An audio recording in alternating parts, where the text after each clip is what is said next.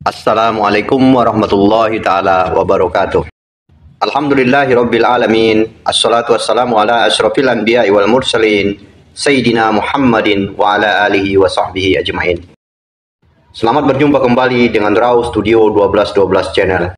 Semoga sahabat semua penonton video ini selalu dalam lindungan Allah subhanahu wa ta'ala. Amin ya rabbal alamin. Kisah yang akan kita bahas kali ini yakni tentang kisah salah satu nabi yang diberi kuasa untuk memerintah jin, binatang, manusia di muka bumi ini, yaitu Nabi Sulaiman alaihissalam.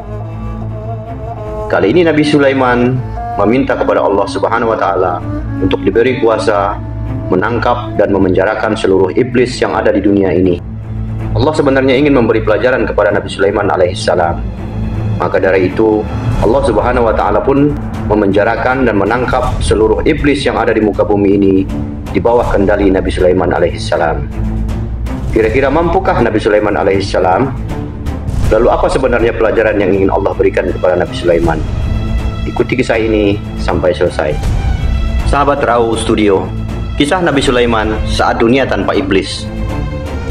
Begitulah kira-kira kisahnya. Nabi Sulaiman adalah raja yang agung, memiliki kerajaan yang besar sekali. Wilayah kekuasaannya sangat luas dan banyak musuh yang tunduk kepadanya dari berbagai golongan. Dari golongan manusia, binatang, jin, bahkan iblis. Suatu ketika Nabi Sulaiman memohon kepada Allah untuk menangkap iblis dan memenjarakannya. Ya Allah, Engkau telah menundukkan kepadaku manusia, jin, binatang, burung-burung dan para malaikat. Ya Allah, aku ingin menangkap dan memenjarakan iblis, merantai serta mengikatnya, sehingga manusia tidak berbuat dosa dan maksiat lagi. Namun perintah itu pun tidak langsung dikabulkan oleh Allah Sang Pencipta. Allah mewahyukan kepada Nabi Sulaiman bahwa tidak ada baiknya jika iblis ditangkap atau dipenjarakan. Wahai Sulaiman, tidak ada baiknya jika iblis ditangkap, kata Allah. Akan tetapi Nabi Sulaiman tetap memohon, Ya Allah, keberadaan makhluk terkutuk itu tidak ada kebaikan di dalamnya. Lalu Allah pun berfirman, jika iblis ditangkap, maka banyak pekerjaan manusia yang akan ditinggalkan. Lalu Nabi Sulaiman pun berkata, Ya Allah, aku ingin menangkap makhluk terkutuk ini selama beberapa hari saja. Lalu Allah pun menjawab, Bismillah, dengan menyebut nama Allah, tangkaplah iblis. Kemudian Nabi Sulaiman menangkap iblis, mengikat dan memenjarakannya. Meski Nabi Sulaiman seorang raja yang agung, dalam memenuhi kebutuhan rumah tangganya, beliau lebih memilih makan dari hasil jerih payahnya sendiri dengan bekerja. Menurut satu riwayat, tiap hari dapur kerajaan Nabi Sulaiman memasak 4.000 unta, 5.000 sapi, dan 6.000 kambing. Makanan itu dibagikan kepada masyarakat dan anggota kerajaan. Nabi Sulaiman alaihissalam adalah pemimpin yang sederhana. Beliau selalu makan dari hasil usahanya sendiri dari berjualan tas. Setelah para iblis ditangkap, pada suatu pagi Nabi Sulaiman mengutus pekerjanya untuk menjual tas-tas hasil buatannya ke pasar.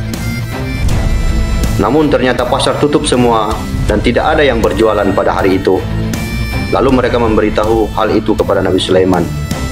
Nabi Sulaiman pun bertanya, apa yang telah terjadi? Lalu pekerjanya pun menjawab, kami tidak tahu wahai Nabi Sulaiman.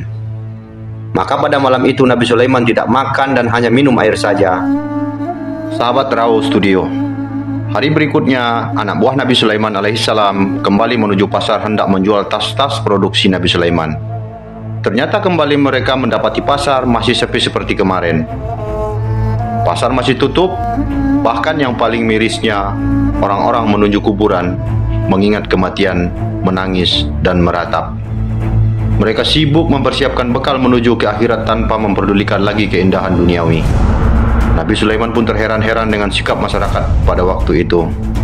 Lalu ia bertanya kepada Allah, Ya Allah, apa sebenarnya yang telah terjadi?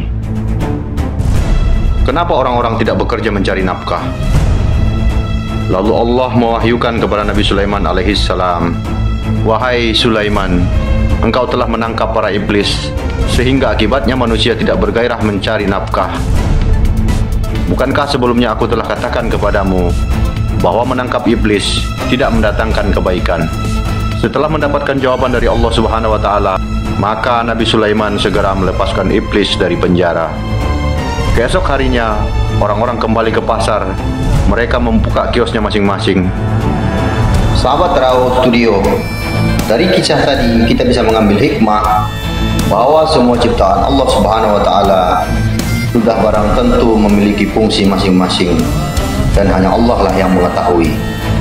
Maka kita tidak boleh berprasangka buruk pada semua ketentuan Allah, karena Allah lebih mengetahui hal-hal yang tersembunyi, yang nampak maupun yang tersirat. Wallahu a'lam bishawab.